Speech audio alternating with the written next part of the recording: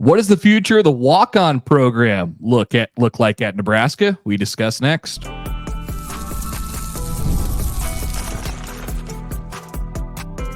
You are Locked On Nebraska, your daily Nebraska Cornhuskers podcast, part of the Locked On Podcast Network, your team every day.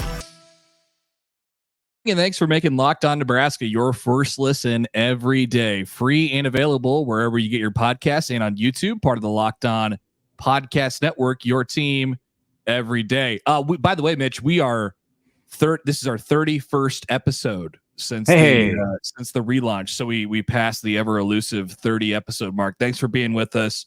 We appreciate it. A lot of fun stuff to come this summer and then headed into the fall. They say if you make it past 30, then you've made it. Yeah, the biggest step is in between 30 and 31, I think. That's the biggest area of growth. They say. All right. Well, hey, welcome in. It's Tuesday.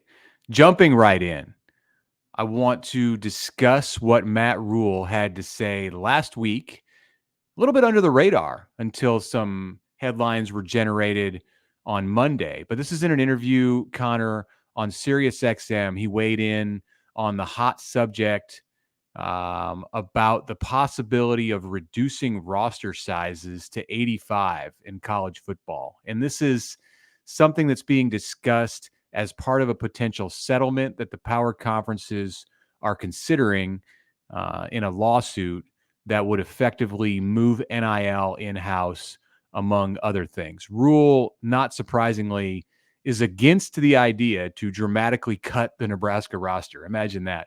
Let's play the audio of what he had to say on SiriusXM.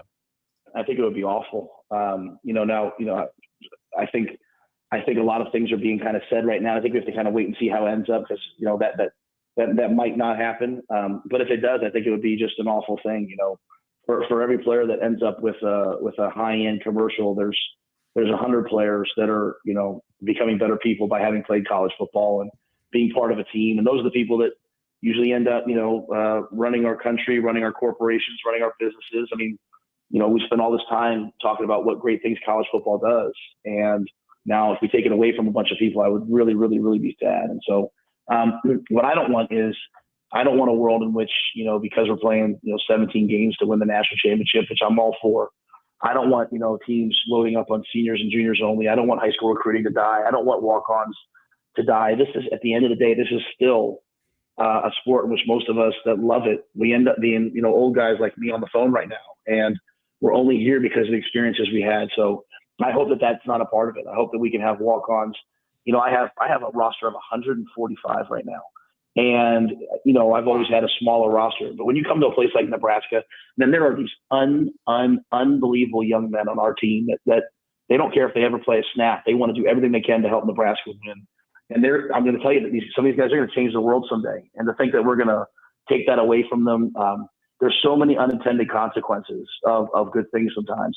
So I hope the people that are making these decisions don't forget about access. We need access for young people that really need it. So the walk-on program, Mitch, is integral to the fabric of the history of Nebraska football. And it's not just the success stories, right? It's not just like the Spencer Longs of the world who, walk on, turn into All-American, or there's a lot of stories like that in Nebraska's history. And that's obviously an important part of it, but it's also just the people on the roster every single day that give Nebraska the ability to operate practice the way that they operate. And I think Rhule touched on it there a little bit, like just kind of the heart and soul of these programs, people who are from Nebraska, who always dreamed about playing for Nebraska football. It changes the game when everybody on the roster is paid and there's only a certain amount of spots, and it takes away a little bit, in my opinion, of that soul. And Rhule would certainly, I think, be on that page as well. Among the many things, it's a massive change to the landscape of college football. Yeah, I don't think it's going to happen. I mean, not to the degree where you would take it down to 85 and say, okay, you want to make these football players employees, you only get 85 for a number of reasons. But it would be such a dramatic change to just the fabric of the sport. At Nebraska, it's extreme. The significance of the walk-on program. I think it is not an exaggeration to say the walk-ons and the history of walk-ons at Nebraska in large part define Nebraska football. They are the tie that binds Nebraska football to the state of Nebraska, because a majority of the walk-ons who have played for the Huskers over the years, spanning all of the coaches, majority of them are from Nebraska towns and cities.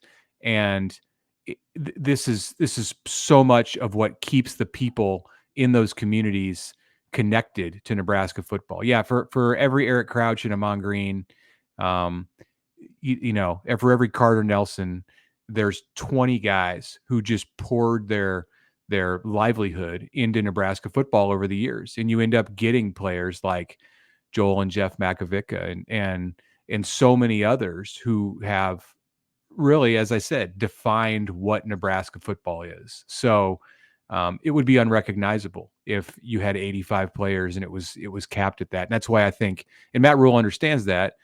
He's come to know that and learn that and see all of that in his year and a half at Nebraska. And that's why you see him so impassioned about that subject. There's been a couple players over the last couple of years who at the end of the season press conference, Rhule's asked about, or the coaches asked about, hey, what's the future look like for this guy, with all the questions about eligibility and how much time and COVID years and stuff like that. There's been a couple guys on Nebraska's roster who have been, who have just taken the route of, yeah, I have one more year, but the farm needs me, Mm-hmm. I need to go back to the farm. And, that's like, that is an oddity of college football. It certainly doesn't jive with the idea of, the idea that everybody's paid and it's a business and all this stuff like that. But I really think buried in there and baked in there is like the soul of the sport and the tradition and the pageantry and all that stuff that we romanticize about it. And obviously we've lost a lot of that over the years. A change that drastic would certainly change the fabric of the sport everywhere. And it would, and access is the piece that he mentioned at the end. Access, the ability to get on the field and be within the program and wear the N on your helmet for however many years, or maybe it's just one snap or one special teams play. That would stink. I don't like you said, it feels like something that is just on the table at this moment and maybe hopefully won't be a part of it, but it would affect Nebraska like in a profound way. I think it would definitely put a different spin on the program and how we view it. So I certainly hope that it does not happen.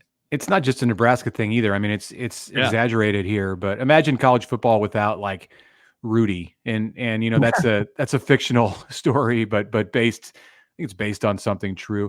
Imagine college football without Stetson Bennett, who started his career at Georgia as a walk-on. And those people Baker are so Mayfield. Right. Wasn't he a walk-on? Yeah, he was at Texas Tech. Yeah.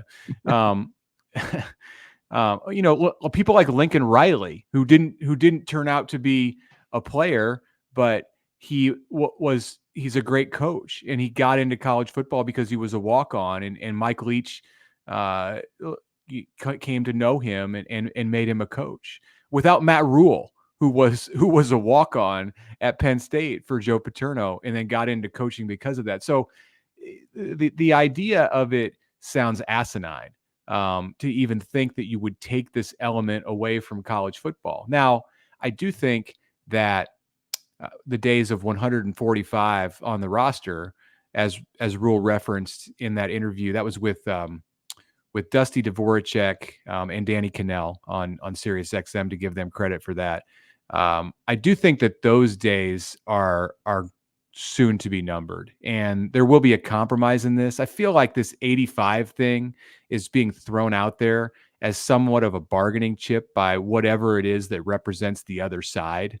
And, it's like throwing something against the wall and seeing how if it sticks, and just like letting the people who want to throw their weight around within this discussion say, hey, there's ramifications on the other end of this too. So yeah, you want to have college football players receive this and this and this and this. It's like, okay, all right, you can do that, but you're going to basically have to become NFL franchises, because NFL franchises, sure, they have an active roster of 52 on any Sunday, but they also have a practice squad, and they have free agency, and they can make trades. And there's things like the UFL to tap into. So it's not really like they're set at a hard and fast 52. Right. In addition to that, they're grown men. There's no 18-year-olds on NFL rosters who need a redshirt season. So 85 isn't really 85. It sounds like a big number in comparison to what you see on a football team, on Sundays, but it's not really 85. Like, of the 85 scholarship players at Nebraska, there may be 50 some who are in a position to actually play in a game. Yeah. I mean, I think the most likely outcome is you keep roster sizes in the neighborhood of, I don't know, 100 or something like that, and have a few spots designated for those type of guys. 110. Yeah, that'd be super competitive in and of itself, obviously, if you put sort of a cap on it. So that changes the game in and of itself. And then you're talking about elimination of sports and stuff like that. I mean, Nebraska has had a lot of roster space for a long time, and in order to be compliant with Title IX, they have to have all these other spots available on the Olympic sports side of things. So that's kind of an interesting perspective to put into it too. And I'm glad you mentioned Rhule, because a lot of those guys do end up being coaches. Like how many of the guys who weren't super impactful during their playing careers saw it from that angle and realized early. I mean, Garrett McGuire is a good example of that. Yeah. Who saw it early. They were like, yeah, I think that I understand the game well enough. I might not be able to play it well enough, but I can understand it well enough where I could be a coach one day. So that's where a lot of the coaches come from, and that's part of the fabric of the sport once again. Yeah, I think the final thing to say about this,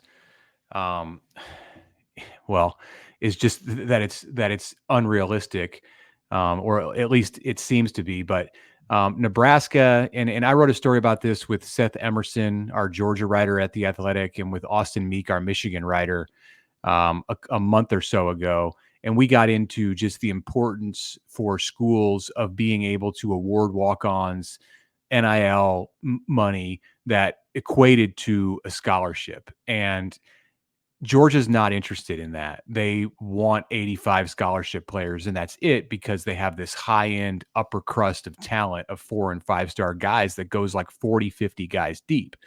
Well, Nebraska, that goes like 10, 15, maybe 20 players deep. So where they can try to even the playing field is by developing players in that like 80, 90, 100 range on their roster, and turning them into guys that have the want to and the desire and get a break here and work in the weight room and work on the field and turn into what again has defined Nebraska football over the years. So if you cap it at 85, you take that away, and you basically make Alabama, Georgia, Texas, Ohio State even more powerful in a world where they make the college football playoff every year. All right, Mitch, let's take a quick time out. We're going to touch on Nebraska baseball next as they begin their journey in postseason play, theoretically today at the Big Ten baseball tournament. And rain. Nebraska football commit as well, who's got a nice honor bestowed upon him. A reminder to please subscribe and follow on Twitter at LockedOnNEB, or email lockedonneb@gmail.com. We'll be back after this.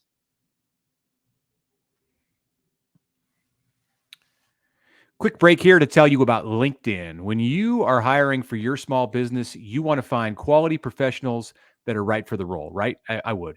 That's why you have to check out LinkedIn Jobs. It has the tools to help you find the right professionals for your team faster and for free. LinkedIn is not just a job board. It helps you hire pros you can't find anywhere else, even those who are not actively searching for a new job. In a given month, more than 70% of LinkedIn users don't visit other leading job sites.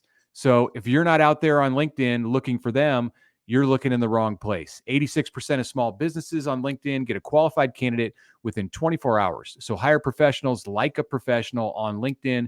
Post your job free at linkedin.com/lockedoncollege. That's linkedin.com FanDuel.com/LockedOnCollege. Terms and conditions apply.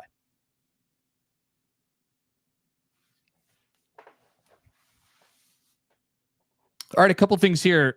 Mitch, welcome back. TJ Lateef, Nebraska's quarterback commit for the 2025 class, was selected for the Elite 11 finals. That's a nice little honor. And so Nebraska, if they're able to hold on to TJ Lateef and get him on campus and do that whole thing, they will have 3 Elite 11 quarterbacks on their roster next year, which is, I mean, not a bad honor. Anything on that? 3 in 2 years, and Nebraska had not had 3, I believe, in the history of the Elite 11 program leading up to that. That thing goes back, 20, 25 years. Harrison Beck, there were a couple others, maybe 1 or 2 others over the course of that whole thing. So they've equaled that or surpassed it in 12 months here with Lateef, Dylan Raiola, and Danny Kaelin. All right, so let's get into the Big Ten baseball tournament. Nebraska is the 2 seed. They will theoretically begin play today, scheduled to start at 2:00. Nebraska and Ohio State. There is a game before them. There is a game after them, and then there's a 4th first round game scheduled for Wednesday. At this point, but part of what the Big Ten did when they minimized it and extended it out a day, put 3 games in a day. That way you give yourself a little bit of buffer room for situations like this. The Big Ten baseball tournament is here.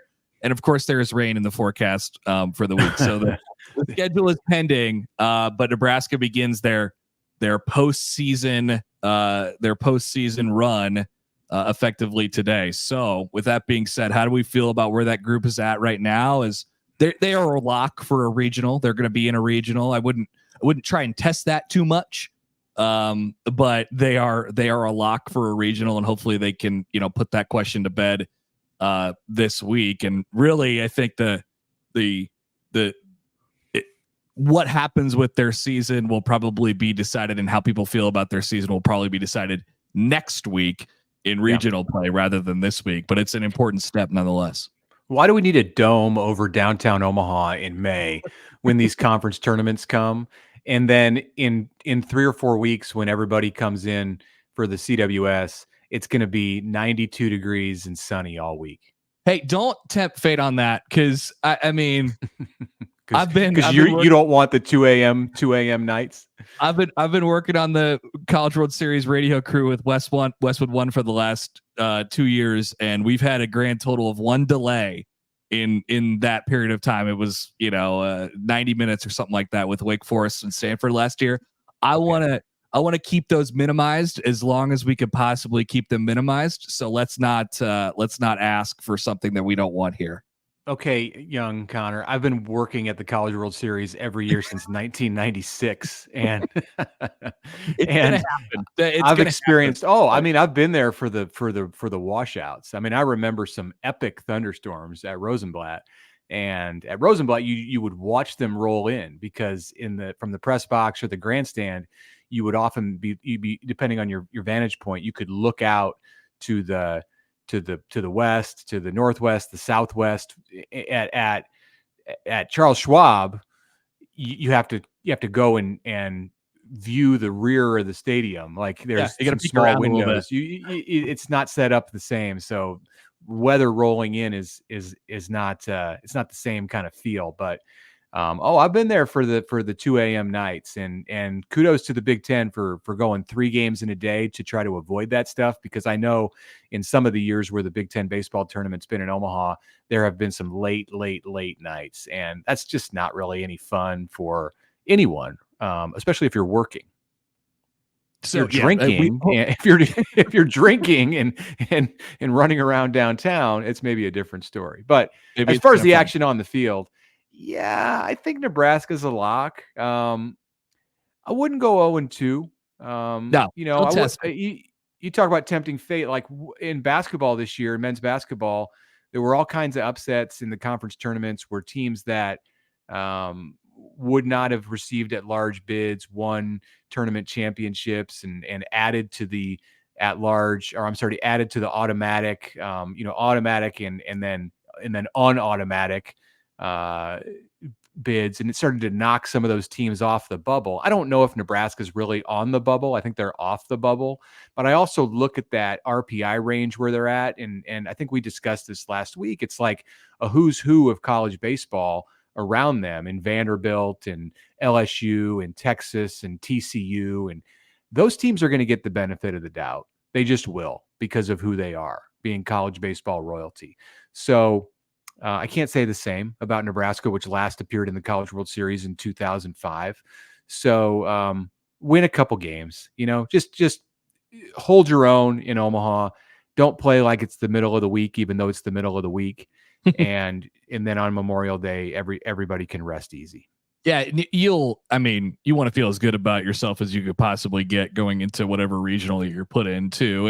And what happens this week will dictate, I think, the level of difficulty that you get next week. So you want to put yourself in the best position that you could possibly get. Now, I also think there's something to, making a run through that tournament in Omaha at that field with your fans behind you. Like Nebraska's never dogpiled on that field before, right? I think that'd be cool. That'd be important to have that image and whatever. I don't know. Maybe it's nothing. No, Nebraska. I was just laughing because I think Nebraska after this spring feels like it's never won on that field with the way things went when the Huskers played Creighton, and the way things have gone against Creighton in all of the recent several seasons. There's some horror stories. I mean, those Creighton games, they rank up there. I can remember Kyle Schwarber hitting a home run off the scoreboard. So yeah, maybe release some demons would be a good way to approach the week. Last thought on Nebraska baseball, and I don't know, their pitching is TBD on Tuesday. You can't go with Brett Sears. He's your Friday guy, and if you move him up, Nebraska, the Big 10 or the Big 12 baseball tournament used to start on Wednesday, and sometimes the series preceding it would be moved up a day, as it was for Nebraska last week. But to start on Tuesday, you can't. They're going to have to pitch it like a bullpen day against Ohio State today, and then maybe go with Sears on Thursday. Presumably, if you win on Tuesday and things stay on schedule, then Nebraska would play a second game on Thursday. But a loss on Tuesday would put them in a game on Wednesday. But yeah, you can have the front end of your rotation, for later in the week, assuming that you do enough in the first two games to get you there. Right. Nebraska might be the only lock in the Big Ten, and Illinois' RPI and the Illini are the sole first place. They're the champions of the Big Ten, the regular season champions, and their RPI is at 43 right now. I think they're in. I think the Illini are in based on the regular season that it's had, but. Again, you never know in the Big Ten. Any other power conference, you don't have to sweat this at all. But in the Big Ten, Nebraska's probably a lock. Illinois maybe a lock, but I think they're probably coming into this thinking they need to win something. Yeah. So the motivations are certainly a factor around this time of year. That's for sure. Yeah, it makes the conference tournament more interesting in some ways than if you're at the SEC tournament or the Big 12 tournament. So the Big Ten's got that going for it among very few other things when it comes to its level of prominence on the college baseball map. So, all right, after the break, we're going to talk more about the Big Ten, but back to the sport of football. First, are you watching Fox Sports or ESPN on your TV all day? Have to turn down the volume with all that shouting? If so, make the switch to Locked On Sports today, a free 24/7 sports streaming channel program for you to bring you the biggest sports stories without all the screaming. Locked On Sports today brings you can't-miss analysis, opinions, and news, streaming 24/7 on YouTube or the free Amazon Fire TV channels app, part of the Locked On Podcast Network, your team every day. Hey, it's Connor here for Yahoo Finance. If you're thinking about your financial future, think about Yahoo Finance, a great sponsor of this here podcast. Maybe you think you've done it all, you've saved, you've researched, you've invested all that you can, and now you need to take it all to the next level by using what every financial great uses. That is Yahoo Finance. For more than 25 years, Yahoo Finance has been the brand behind great investors. Whether you're seasoned or you're looking for a little extra guidance, Yahoo Finance gives you the tools and data that you need in one place. Securely link your brokerage accounts and other investments, receive a comprehensive perspective and the ability to look at your wealth and its entirety. Yahoo Finance, for comprehensive financial news and analysis, visit the brand behind every great investor, yahoofinance.com, the number one financial destination, yahoofinance.com. That's yahoofinance.com.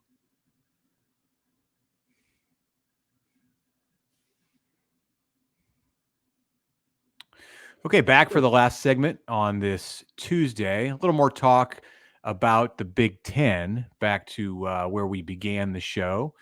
There was some news on Monday as the league's tax filings for the 22-23 fiscal year were made public. The Athletic and some other media outlets reported that each team with a full share received $60.5 million in 2022-23. In that fiscal year, also Nebraska reported its revenue to the NCAA in a report that came out several months ago at $204.8 million. That's for all sports combined, and that was a record, a school record in Lincoln. So that's a number that's going to rise next year when the TV contract kicks in. So this report, this fiscal year ended in June of 23. The new TV contract began in July of 23. So that 60.5 that Nebraska received last year is going up. So that's good news for Troy Dannon and his school's bottom line. So Connor, you've got another interesting subject that you want to get to that involves the league. Do tell us. So I don't know about you, Mitch, but I'm a nerd about, like, you know, it's the thing that we do in the summer. It's when are the games on television and what time are you going to be playing your games? Like, I'm super interested in that. And ever since, like they've been doing we knew that Fox and the networks that are involved with the Big Ten do a draft that where they basically select their games. It's the world's largest fantasy draft, except for, as Michael Mulvihill, the president of Insight Analytics at Fox, put it, it's the world's biggest fantasy draft, except for there's like a $500 million buy-in. So it's like, you know, it's a real deal with this thing. He was on Joel Klatt's podcast yesterday, and he had just some really interesting things on the dynamics of the draft. And now that it's, you know, Fox and CBS and NBC, they go through a draft of all of the weeks where Fox has the top 3 picks, and then they also get the number 6 picks. That's just in this year's draft. And so if you're wondering why Fox gets Ohio State and Michigan every year, it's just because they select that week and they put their, you know, all their big money and their promotion and Big Noon Fox on that. And so he mentioned that when they do the draft, they're actually picking the week. So they're picking the date. In essence, they're picking the right to pick whichever game you'd like on that day. So it gives yourself some flexibility. So if there's some games that come in later in the schedule that don't necessarily have TV times attached to them yet, that's kind of the reason why. He also mentioned some of the insights that go into this. For example, there is a big weekend, November 2nd, this year in the Big Ten, and I mean that is the Nebraska UCLA weekend, I believe. Yes. It is. Gosh, I had all the games in front of me today. I got them right here. Yeah. So November 2nd, we just switched back to August. So Michigan, Indiana. No, this is November 3rd. Sorry, the previous week. You got Minnesota game. Yeah, Minnesota, Illinois. Indiana at Michigan State, Wisconsin at Iowa, Oregon at Michigan, UCLA at Nebraska, Northwestern at Purdue, Ohio State at Penn State, and USC at Washington. So yeah, there's about 4 on there that are potential ranked team against ranked team. So Fox really wanted the ability to be able to select first on that day, depending on what they think they're going to do with the game. He also mentioned that is 4 days before the election, which plays into their advertising and political campaigns and the money that they get and stuff like that. He also mentioned that they have some renewals with some cable distributors coming up this coming fall, and that'll play a factor a little bit on which game goes where, because let's just say one of the distributors was Cox Cable and most of their subscribers are in, this region, Nebraska or whatever it might be, then they would cater to that a little bit. It's not making the decision in its entirety, but it opened my eyes. I would really encourage people to listen to it. It opened my eyes on how much thought and how really complicated the process is, rather than just it's a bunch of guys sitting around with a bowl of snacks and a fantasy draft, picking games. Like there's a lot of stuff that goes into it. It's obviously a big money business, and it represents the brand of the conference. Nebraska will be, caught up in the mix there somewhere. And with the Big Ten as big as it is now, I think it's on one hand a more easy thing to do because there's so much more inventory. On the other hand, it's more difficult to I think pick the games as well. And we'll be seeing the results of that draft probably within the next 10, 12 days here. Yeah, I think by the end of May. I'm sorry, my mind, I didn't hear anything you said after it was 3 days before the presidential election, because my entire mind just blew up thinking about what the state of mind of America will be that week. And college football, what a reprieve it will be for us for those few hours on that weekend. I hope the games are great. Yeah, right. Except for the commercials. You're right. You're right. For all the undecided voters out there, many of them. Never mind. We're not going down that road. But that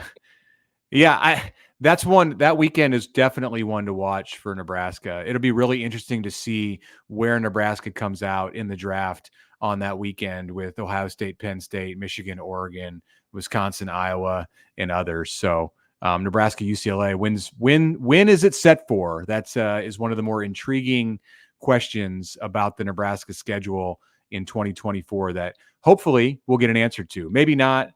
Maybe that'll be one that goes into mid-October, but I kind of have a feeling that we could get an answer on when that one's going to be played and on what network relatively soon here. So something to watch for over the next couple weeks. Please continue to follow us on YouTube, on all of the podcast listening platforms, Apple, Spotify, Amazon Music. Check us out on Twitter. We are at LockedOnNEB, and you can email us at LockedOnNEB@gmail.com. So until Wednesday, thank you for listening. Final thought here. Locked On has launched the first ever 24/7 national sports streaming channel on YouTube, and now it's available on Amazon Fire TV and the free Fire TV channels app. Locked On Sports Today is here for you 24/7, covering the top sports stories of the day with the local experts of Locked On, plus our national shows covering every league. Find Locked On Sports Today, now available on the free Fire TV channels app.